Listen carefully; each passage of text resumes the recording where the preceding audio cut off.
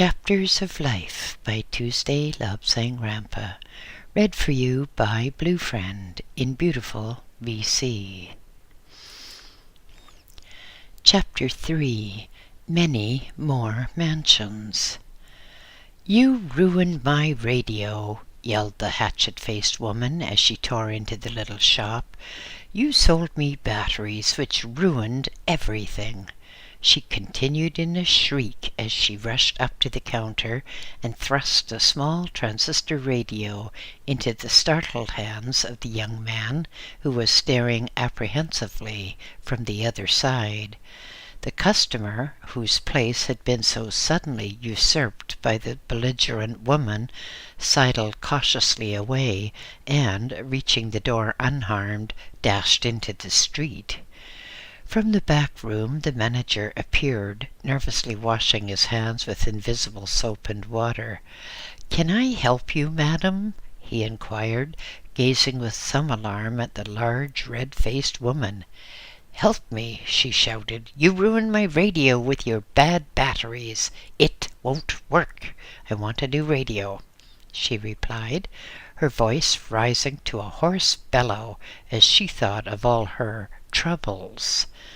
The young assistant behind the counter feebly fumbled with the set, at a loss to know what to do.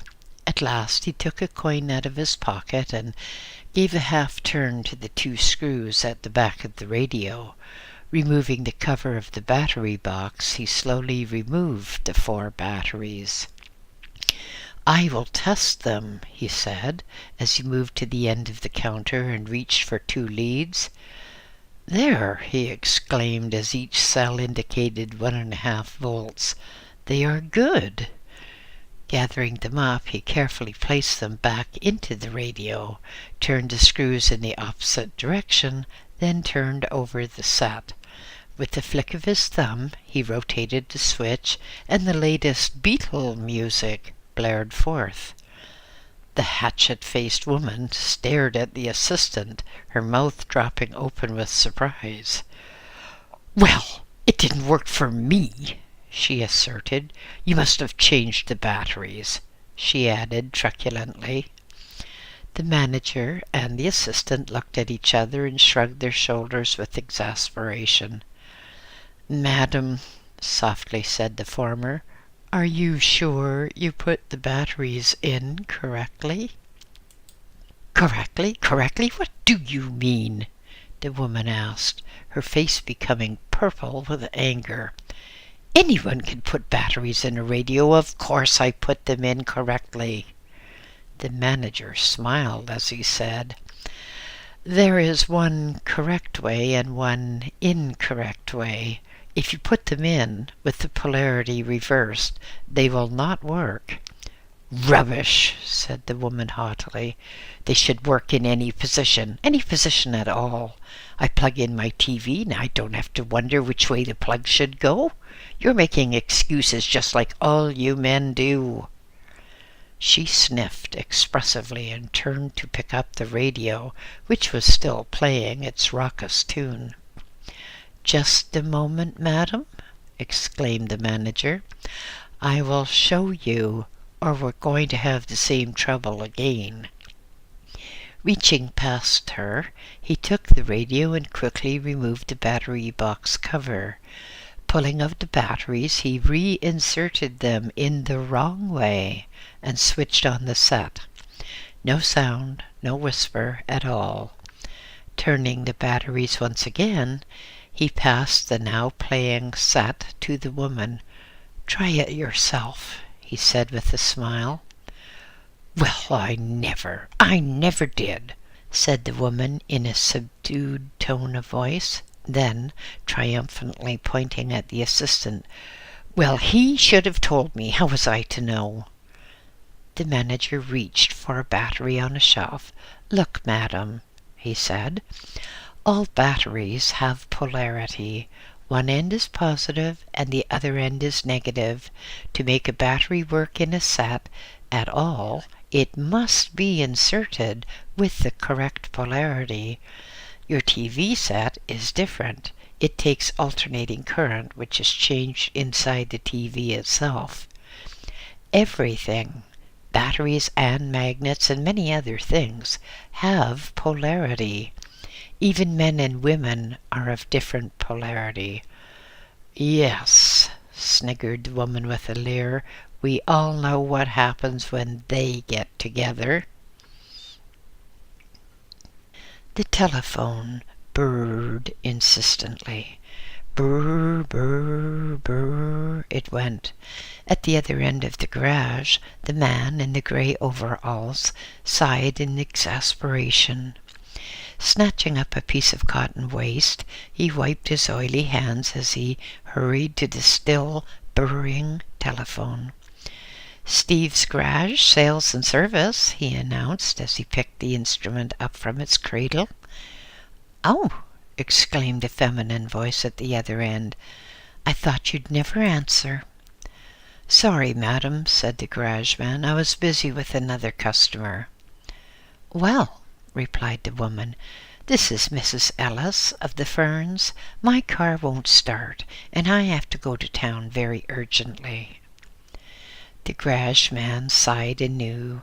Always, women had trouble starting their cars.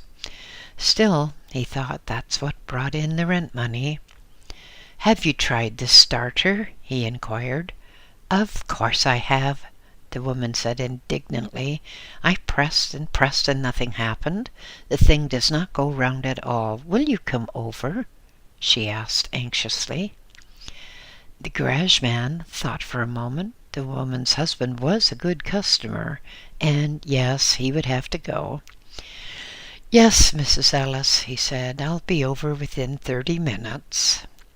Just at that moment, his assistant mechanic drove in from town where he had gone for some spares. Steve hurried out to the truck. "Put on the spare battery and the jumper cables, will you, Jim?" he said hurriedly. "I have to go to see the Ellis car, and I have to wash up a bit first." Hastily, he went into the washroom and removed the dirt and grease, peeled off his soiled overalls. Brushing back his hair, he strode out to the pickup truck. "Leaving you in charge, Jim," he called to his assistant as he drove off down the road towards the suburbs. The 10-minute drive to the Ellis house took him through a newly developed district, and he looked wistfully at all the new houses, thinking of all the potential business there was. But people just got into their big new cars and rushed away to the city to spend their money. Only the ones with old cars, or those whose cars wouldn't start, shopped locally, he mused. Otherwise they all flocked to Flashy Pete's or honest Trader Joe's, bedazzled by the gleam of chromium window frames and fluttering bunting.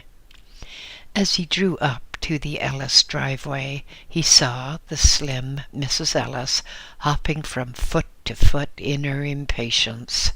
Seeing the pickup truck, she hurried down the sloping driveway. "Oh," she exclaimed, "I thought you'd never come." "I've only been 20 minutes, madam," responded Steve mildly. "Now, what is the trouble?" "Well, that's for you to find out," said Mrs. Ellis tartly, as she turned and led the way to her 2-car garage. Steve glanced around, noting the spare tires carefully fixed to the wall, and the 5-gallon drum of oil with the patent tap, and the new gleaming battery charger still plugged into the outlet, and with its warning light still glowing. He thought, that should rule out any battery trouble. Stepping over to the nearly new car, he opened the door and slid into the driver's seat.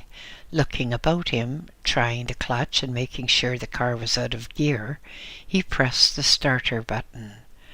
Nothing, no sign of life. No red light to indicate that the ignition was on either. Getting out and lifting the bonnet, he saw that the engine was clean, with all ignition wires new. Testing the connections to the battery, he found them tight and clean. For a moment he stood puzzled and undecided. "Oh, do be quick, I'm late already. I must insist that you do something, or I shall have to call someone else to start it." Mrs. Ellis was really agitated. "This is so stupid," she said. "My husband bought a battery charger yesterday so that our cars would start easily in the cold weather, and now mine won't start at all." Steve hurried to his pickup truck and returned with tools and a battery tester. Placing the leads across the battery terminals, he discovered that the battery was completely dead. "Oh, nonsense!" exclaimed Mrs. Ellis as he pointed it out. Going over to the battery charger, Steve looked at it and found to his astonishment that the leads were unmarked, neither bore positive nor negative. "How do you know which is which?" he asked. Mrs. Ellis looked blank. "Does it matter?" she asked. Steve sighed and explained. "All batteries have a positive side and a negative side, and if you connect a charger wrongly, you will discharge your battery instead of charge it. So now your battery is flat and you cannot start." Mrs. Ellis let out a wail of annoyance. "I told my husband not to pull off those labels," she exclaimed. "Now what shall I do?"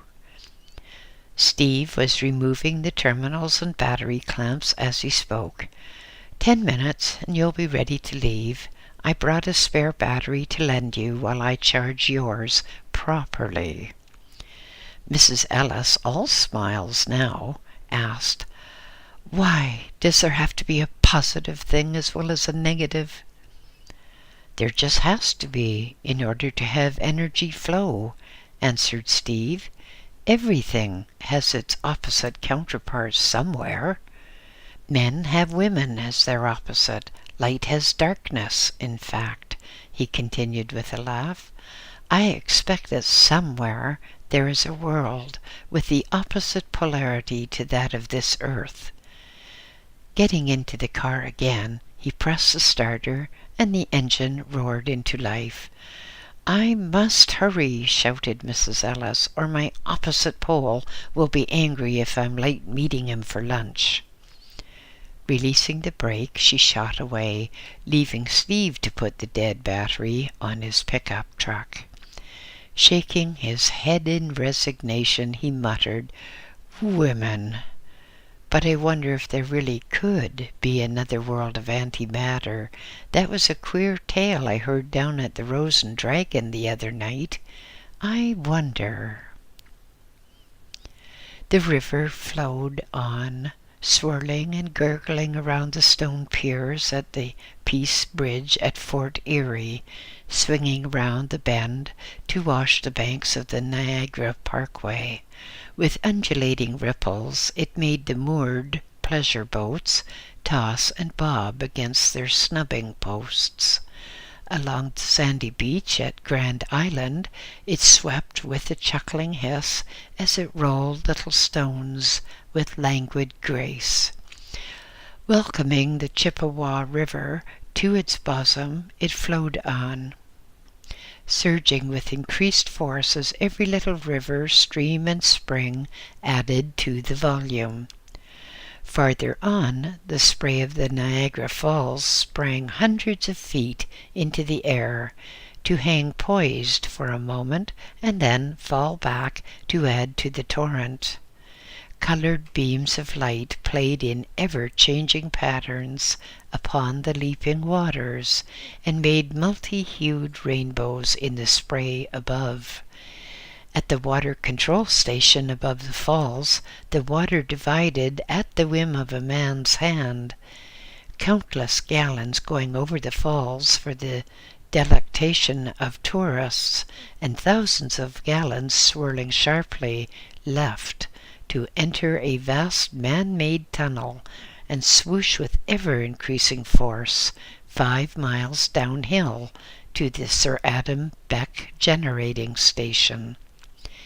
The mighty power of the harnessed waters closed in and swept with irresistible force against turbine blades, turning them with incredible speed and rotating the coupled generators so that the stupendous amounts of electricity were generated. Across Ontario, power lines hummed as the current flowed to meet the needs of civilization. From Canada, great grids of wires spread across the United States to New York City, bringing Canadian electricity to American homes and industries. Billions of lights spread their comfort and assurance. In busy hotels, elevators whooshed along, taking guests to their rooms.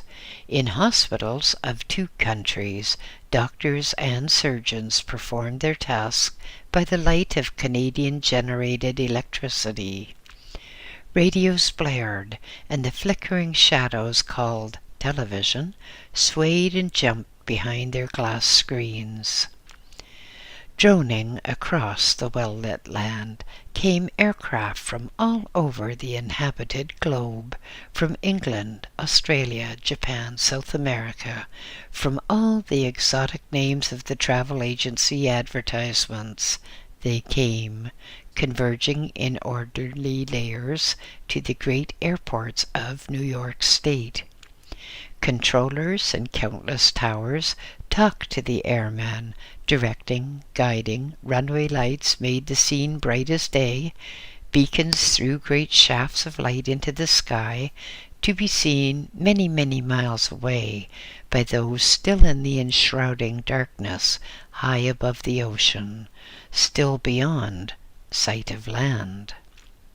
Electric trains roared and thrummed below the ground and clattered noisily across viaducts and bridges on the surface. In the docks, great ships with commerce from the whole world rode at their moorings as swarms of ant-like humans engaged in frenzied activity to unload and load new. Floodlights reversed the hours and turned the darkness of night into the brightness of day. Away at the generating station, the waters rushed endlessly by, turning, that electricity should flow across 2 lands, generating positive and negative, so that the ceaseless struggle for one to reach the other would cause energy to flow, work to be done, and the comfort of man assured. But somewhere, a little fault occurred. A short circuit took place. And what is a short circuit but a sudden coming together of positive and negative? They came together on a small scale at first, then, like surging football crowds, more and more positive electrons rushed to jump across to more and more negative electrons. Relays became hot. The heat increased and points were welded together by the heat. Insulated cables grew hot, grew red hot, and then threw off gouts of burning rubber. Motors roared and whined in an agony of excess power, then died and whirred into silence. Across 2 lands the lights went out. Elevators ceased to move, stranding passengers and causing distress and fear. Beneath the grounds, the trains juddered to a screeching standstill as the current failed. Joy of joys, the shouting radios and flickering TV sets were silenced and extinguished.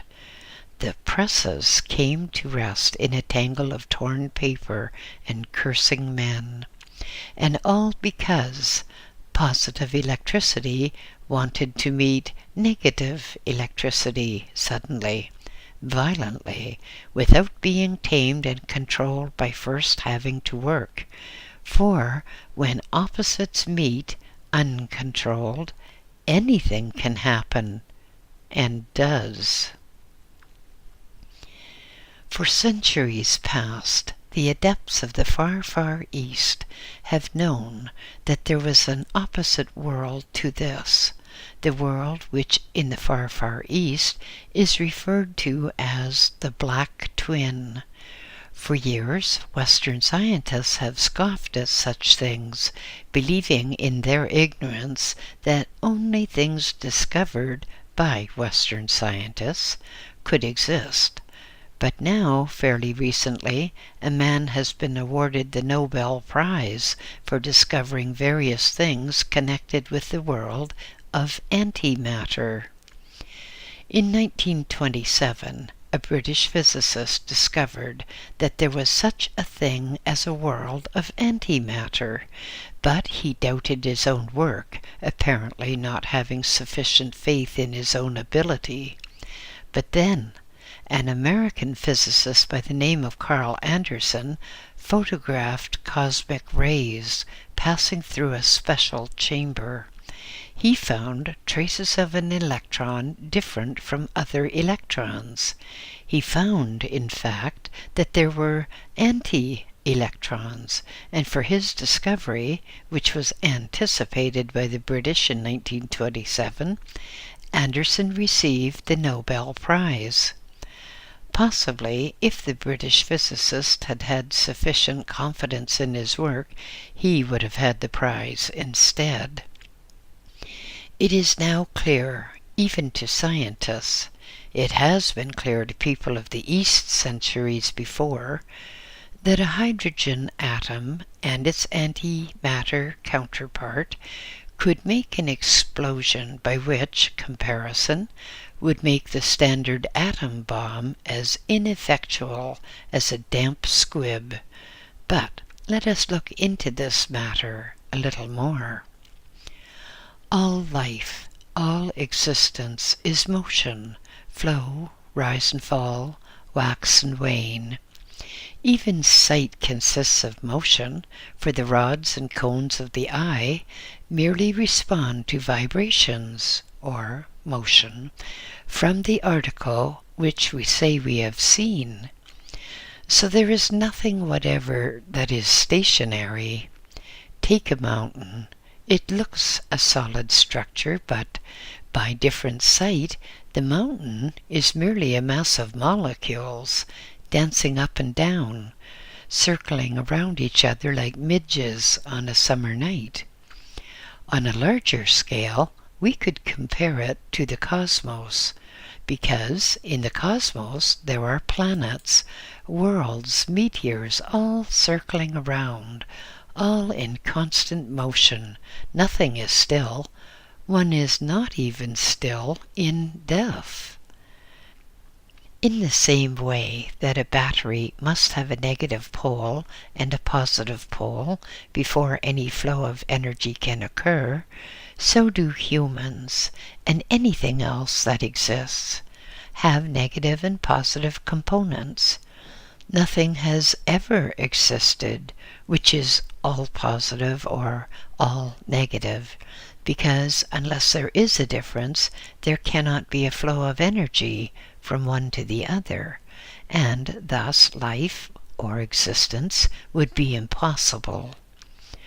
Most people are unaware of the world of antimatter, just as the negative or positive poles of a battery would not be aware of the existence of other poles.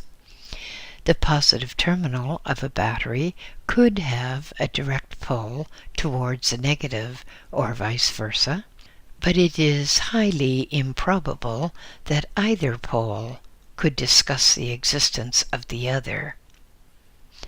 There is a world of matter, but equal and opposite there is a world of antimatter, just as there is God and there is anti-God.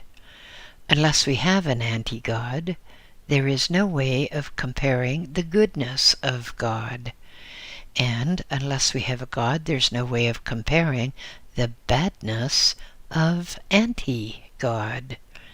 We who live upon this, which actually is the negative world or pole, are at the present controlled by anti-God, the devil or Satan, or what we term the power of evil. But soon the cycle of existence will change and we shall be controlled by God, more under His beneficent influence. We are of an alternating current system, which changes from positive to negative and negative to positive, just as our counterpart changes from negative to positive and positive to negative. All life is flow, movement, vibration, oscillation, change. All existence is flow and change. If we examine the alternating current system, we can see that each half wave consists of a negative cycle becoming half positive and a half positive cycle becoming half negative. But then they go on, and instead of becoming half negative, the first becomes wholly negative and the second wholly positive. In our ordinary household current, in England for example, the current changes its polarity 50 times a second, from negative to positive and positive to negative. In other parts of the world, such as Canada and the United States, the frequency of change is 60 times a second. We, upon this form of existence known as the world, the solar system and the universe, have a cycle system of our own. Here we travel along the stream of time just as electrons travel along the electric stream. We travel along our conception of time until we reach, or our overself reaches, some much greater existence. If you will refer to my book, Wisdom of the Ancients, you will find that one different cycle is 72,000 years. But everyone and everything on Earth has a counterpart of the opposite polarity on another Earth, in another galaxy, in another system of time altogether. Obviously, that system cannot be close to us, or there would be such a tremendous explosion that the whole Earth and many other worlds as well would be destroyed. It is now thought that the great earth-shaking explosion, which occurred on June 30th, 1908, in the wastes of Siberia, was caused by a piece of antimatter much smaller than a football, which had somehow gotten into our atmosphere. It traveled along at truly tremendous speed, and as it slammed into the earth, this piece of antimatter, much smaller than a football, exploded with a noise which was heard more than 500 miles away. People 40 miles away were thrown off their feet with the blast and shock. So, if a larger piece of antimatter came, there would no longer be an Earth, in just the same way as a spark can weld contacts together and so cause a short and complete failure of an electric system. So would a larger piece of antimatter have caused complete failure to us. We, then, in our present cycle and on our present world, are of the negative cycle. Thus we have frustration and bitterness where the predominant force is evil. Take heart from the fact that this particular cycle is coming to a close, and in the years to come, a fresh cycle will start in which conditions will become more and more positive, where we shall no longer be under the domination of anti-God, where no longer shall there be wars, where all shall be good. For just as now we have wars against each other, in the cycle to come The only wars shall be against poverty and illness, and against evil itself.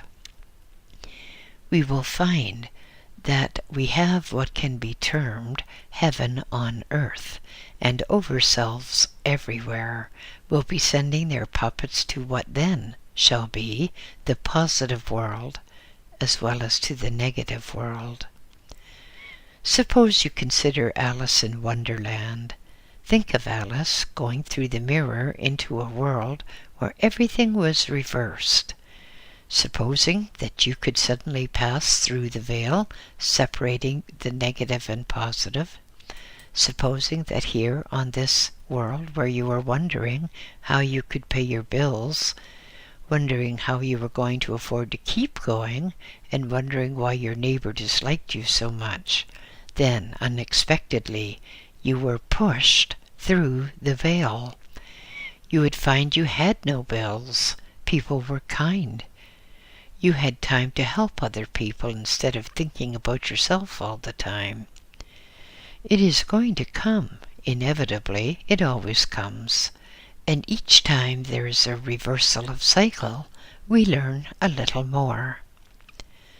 It is an interesting thought that if we could catch a lump of antimatter about the size of a pea, and we could shield it somehow from the Earth's influence, we could harness it to a vast spaceship, and then, by exposing just a little to the Earth's influence, that particle, no larger than a pea, would propel the spaceship upwards beyond this world and out into deep, deep space.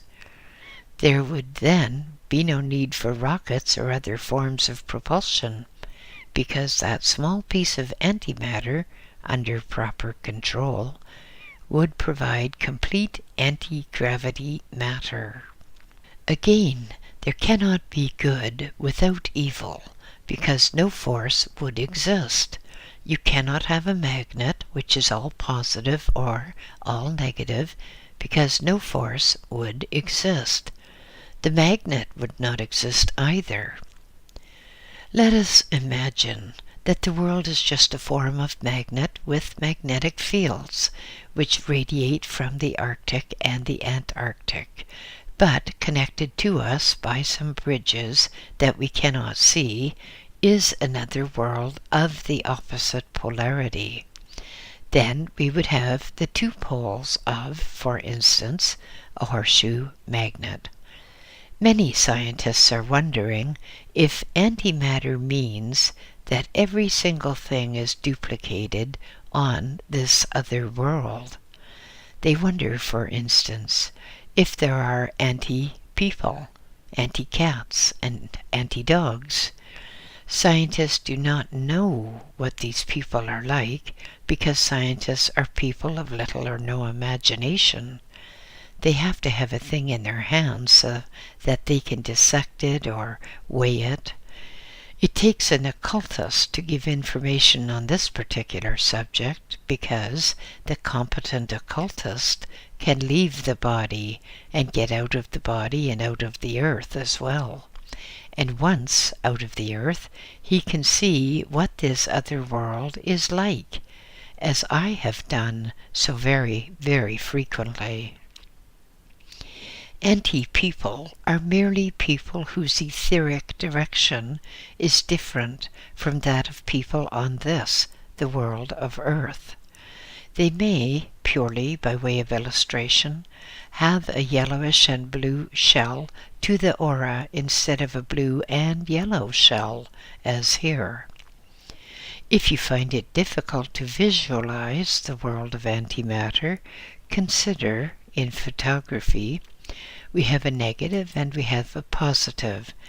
And if we shine a light through the negative under sensitized paper and dip the stuff in various chemicals, we get a dark patch where there was a light patch on the negative, and a light patch where there was a dark patch on the negative.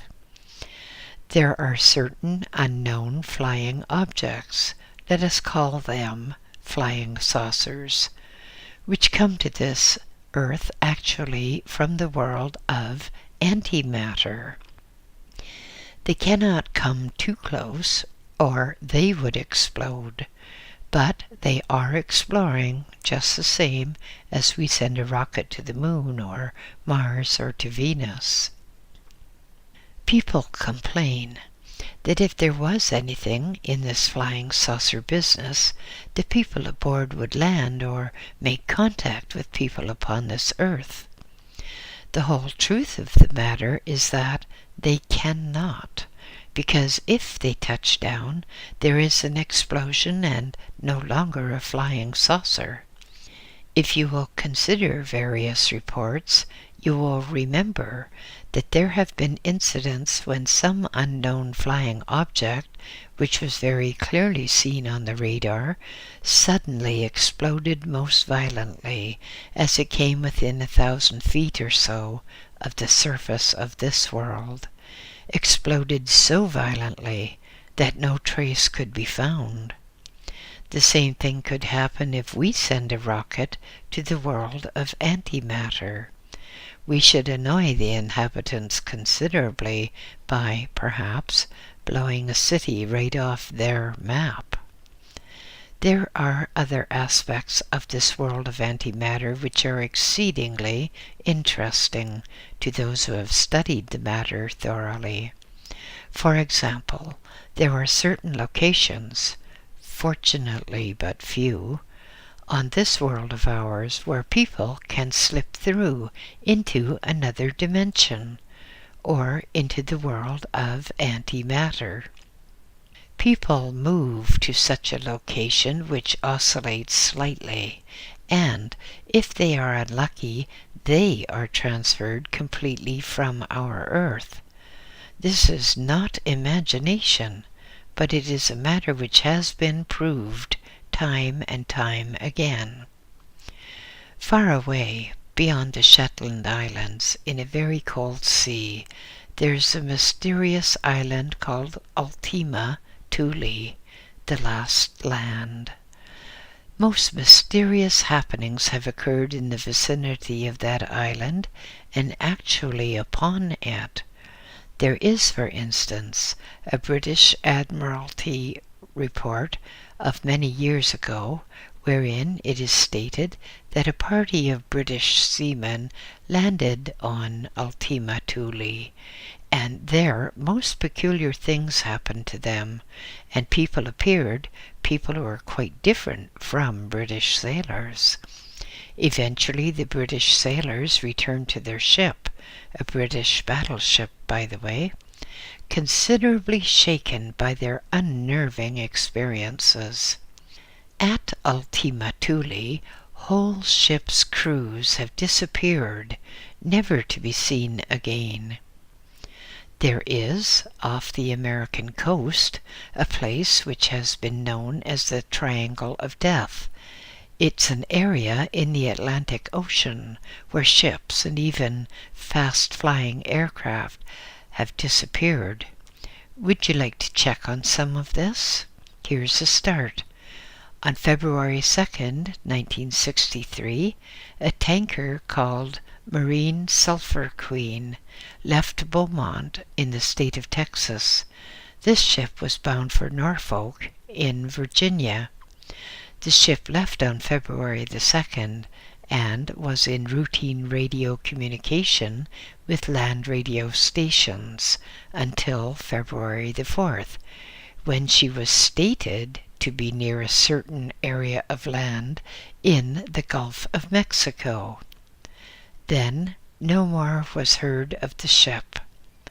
On February 6th, the ship was presumed lost. Planes took off to patrol the area. Coast Guard cutters steamed crisscross patterns, and all ships in the area were asked to report any unusual wreckage. And so the search continued until February the 14th, without any trace whatsoever of anything from the tanker. Not only ships have been lost. In August 1963, 2 large 4-engine tanker planes left an Air Force base south of Miami. The 11 men aboard the planes were to be engaged in ordinary refueling operations, just an ordinary matter of training in refueling. During the flight, the planes radioed their position as 800 miles north of Miami and 300 miles west of Bermuda. But that was the last ever heard from them.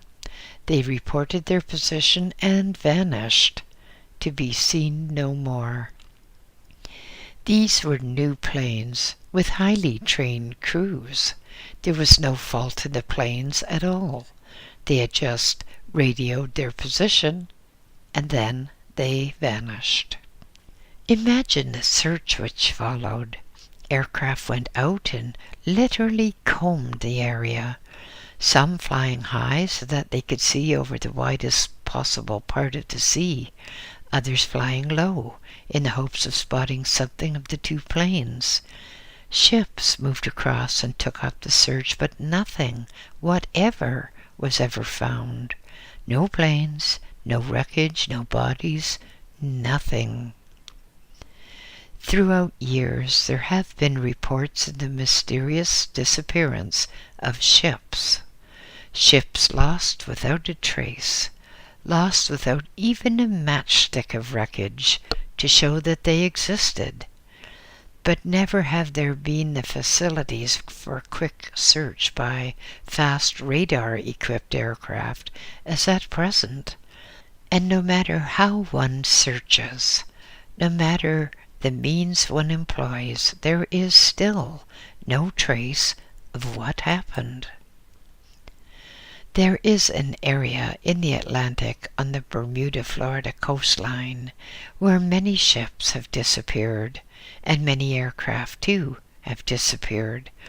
This is not a lonely area because the whole of the coastline is patrolled by Coast Guards, by the Navy, and by the Air Force. The list of disappearances goes back to the first part of recorded history. Many years ago, I became acquainted with the most mysterious area in the Pacific, south of Japan. Here, there was a region known as the Devil's Sea, where a ship, usually a junk, could sail along its peaceful way and then completely vanish before the startled eyes of people in other junks nearby. On one occasion, a line of fishing junks were sailing out over the Devil's Sea. The leading junk was perhaps a mile away from the next. It sailed on and suddenly vanished without the slightest trace. The helmsman in the second junk was so paralyzed with fright that he had no time or thought to alter course, and his junk sailed on over the course of the other, and nothing happened to it. All the crews later reported a curious shimmer in the air above them, and a sensation which they said was very oppressive and heavy, like that often occurring before a very strong tornado. Here is something that the skeptical among you could check. On December the 5th, 1945, 5 torpedo bombers took off from the naval station at Fort Lauderdale in the state of Florida. It was a peaceful, sunny day, without clouds. The water was placid, there were no storms, nothing at all to give one thought that a great mystery was about to occur. These 5 bombers were going out on an absolutely routine flight, during which time they should be within visual sight of the American coastline or some of the Caribbean islands. At no time, considering the height at which they would fly, should they be out of sight of land. Every bomber had been carefully checked, and every fuel tank was completely full. Every engine was at its best condition, as was certified by the pilots, who had to sign examination sheets before taking off. Further, every plane had a self-inflating life raft, and each man wore his own life jacket. Life jackets which would keep a man afloat for days. The crew numbered 14, and every man had more than a year's experience of flying. Presumably they all thought they were going for an ordinary, pleasurable flight up into the blue sky, watching the jewels of islands, which were the Caribbean islands, and watching the long, long coastline of Florida. Perhaps, too, some of them hoped to get another look down at the Everglades. But they took off, carrying out their ordinary routine patrol. They were going to fly east for 160 miles and north for 40 miles, after which they would head back to the air station, which they would reach 2 hours after takeoff. Sometime after takeoff, about an hour and a half, a message was received at the Fort Lauderdale station, and it was a strange message indeed. It was a message of emergency. The leader of the flight was agitated, even frightened. He said they all seemed to be off course, and he said that they could not see land. This was such a strange occurrence that he found it necessary to repeat it. "Repeat, we cannot see land." As is usual in such a case, the radio operator on duty at the air station sent a message to the flight of planes asking what was their position. The reply completely shattered the composure of the men in the airport control tower. The reply was, "We're not sure of our position. We do not know where we are." Yet they were flying in ideal conditions. Every man was completely experienced, and their aircraft were excellent. But then a further message was received. A highly alarmed voice called through the speakers. "We don't know which way is west," said the voice. "Everything is wrong. Everything is strange. We cannot be sure of any direction. Even the sea doesn't look as it should." Can you imagine an experienced man, accompanied by 13 other men, being able to say the compass did not indicate correctly? They didn't know where they were. They couldn't see land, and even the sea looked different. And yet, also, the sun, which was shining on the air station, was invisible to the 14 men flying in a cloudless sky. They could not see the sun, and the sea looked different. At about 4:30 of that same day, another flight leader spoke by radio and said that he did not know where they were. It continued, "It looks as if we are..." And then the message ended. No further contact was ever made. No trace was ever found of these 14 men, nor of the planes in which they flew. No wreckage, nothing. Within minutes, one of the American Navy's largest flying boats, with complete equipment for survival and rescue, roared off the water, carrying a crew of 13 men. The flying boat, nearly 80 feet long and a wingspan of 125 feet, was built to withstand the roughest landings at sea. One would have called such a flying boat invincible and invulnerable. During the flying boat's journey out to the imagined position of the torpedo bombers, it sent out routine reports, but after 20 minutes, all radio contact stopped, and nothing whatever was ever heard again about the torpedo bombers, nor about the huge, specially equipped, specially manned flying boat which had gone to their rescue. The Coast Guard, the Navy, the Air Force, everyone went out in a hurried search for wreckage, for men floating in life jackets or in self-inflating lifeboats, but nothing was ever found. An aircraft carrier moved into the area, and 30 planes took off at first light to search the whole area.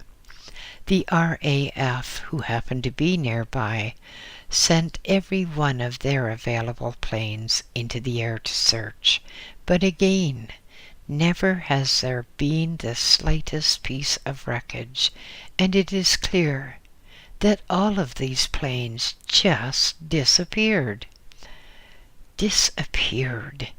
Yes, they went through a hole in time, into the world of antimatter, just as throughout the ages, ships and men and women and animals too have vanished without a trace.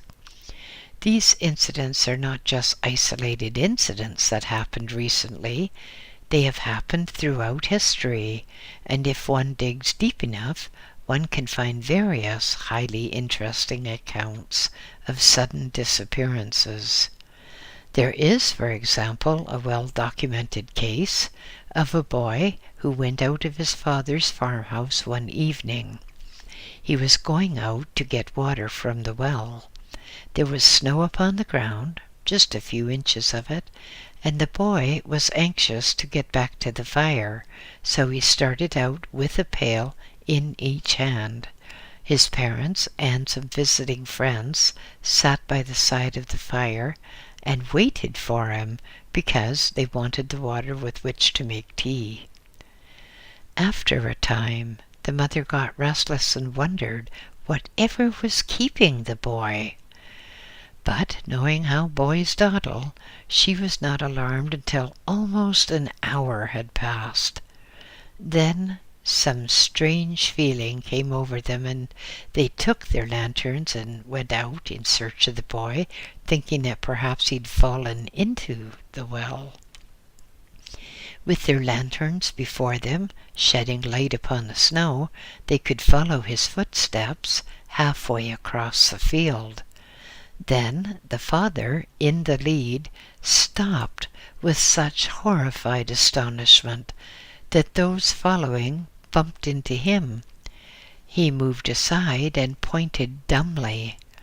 The others looked in the snow, and there they found clear imprints of the boy's footsteps, and then no imprints any more. The boy had vanished as if he had suddenly been drawn straight up into the air. This is fact. The footsteps went in a straight line, and then they were no more.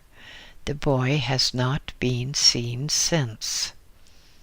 There was another case of a man in full daylight. He went out into a field, watched by his wife and the local sheriff in the United States. He was going to get something for the sheriff from the field, and in view of these people, he just vanished into thin air and was never seen again. Do you have access to Reynolds News? If you do, you might like to consult the issue of August 14th, 1938. If you turn over those by now yellow pages, you will find the tale of an RAF flying boat that suddenly disappeared in an immense column of water and smoke, while flying just a few feet above the surface of the sea off Felixstowe, England. There was no collision, no impact, but the plane just vanished, and no trace of it has been found. And here's another one. In the year 1952, In the month of March, Wing Commander Baldwin of the RAF was flying with a patrol of planes along the Korean coast. He and his companions were all flying new jet planes. He flew into a cloud. His companions did not. They returned to base eventually, but Commander Baldwin did not. There was no trace of him, and no trace of his plane, and none of his companions could say what happened to him. There are many, many such cases. For example, in 1947, an American superfortress just disappeared without any trace and without any wreckage. It was flying in that triangle near Bermuda. This superfortress, a very large plane, just vanished, and although a really intensive search was mounted, no trace was found.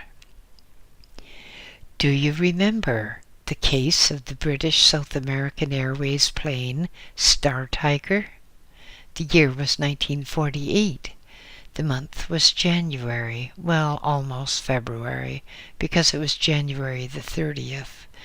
But this great plane, a four-engine affair, radioed the airport at Kindley Field, Bermuda, that it was approximately 400 miles from the island.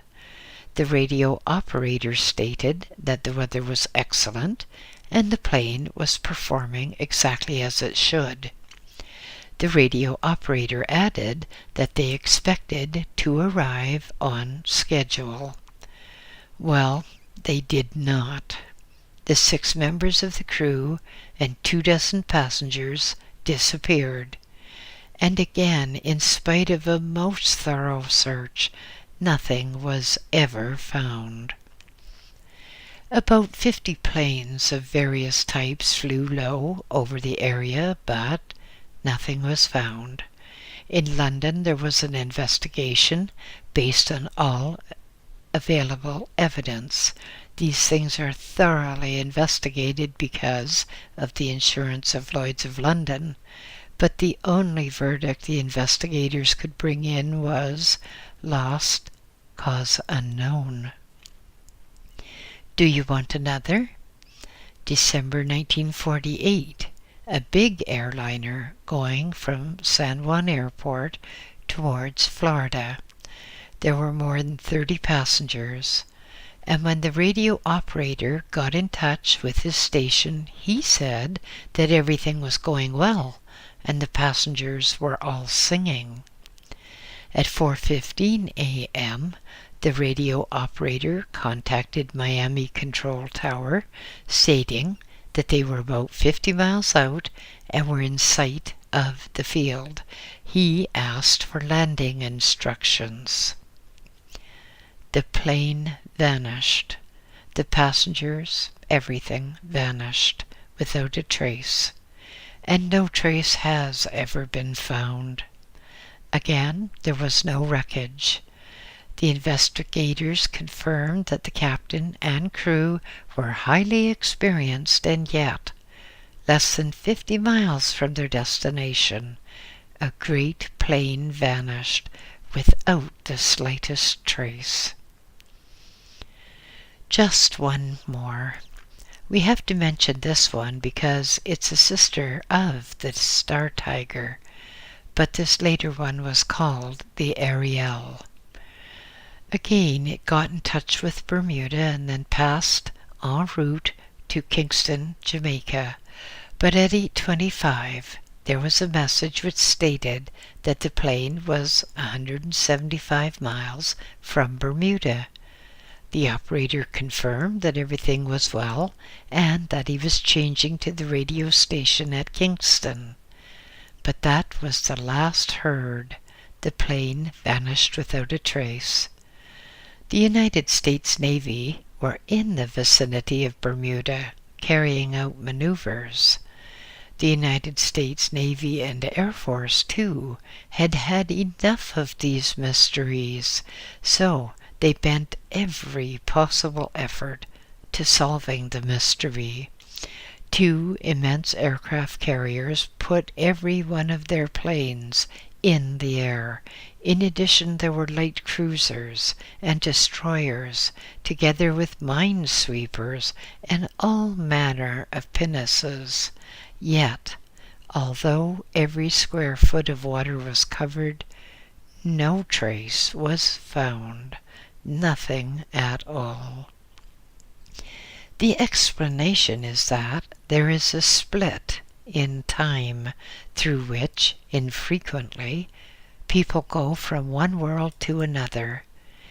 If you imagine 2 large footballs rotating close together, and each football has a small split in it, you can see that if for some reason the 2 split areas come into close proximity, an unhappy little flea on one football could just jump straight into the split on the other football. Perhaps there is a similar state of affairs between this world and the opposite world. If you find that difficult to understand, remember this. Here we are in a 3-dimensional world. We imagine that in our little box-like rooms that we're quite safe and nothing can touch us. But supposing a 4-dimensional person looked down at us, then possibly for him a ceiling or a wall would not exist, and so he could just reach down and pick us up. It might be a good idea if we have a chapter devoted to dimensions, the 4th dimension, for example. What do you think? Shall we do it? The 4th dimension is a very useful thing if we understand it properly. End of chapter 3.